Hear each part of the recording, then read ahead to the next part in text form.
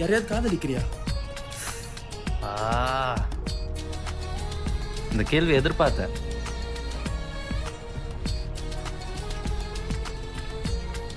நான் ஒருத்தைய விரும்புகிறேன். ஆனால் எப்படி சொல்கிறது, அது ஒரு கன்ஃபியூசிங்கான உறவு. தேவதை கதை கேட்ட போதெல்லாம் நிஜம் என்று நினைக்கவில்லை. நேரில் உன்னையே பார்த்த பின்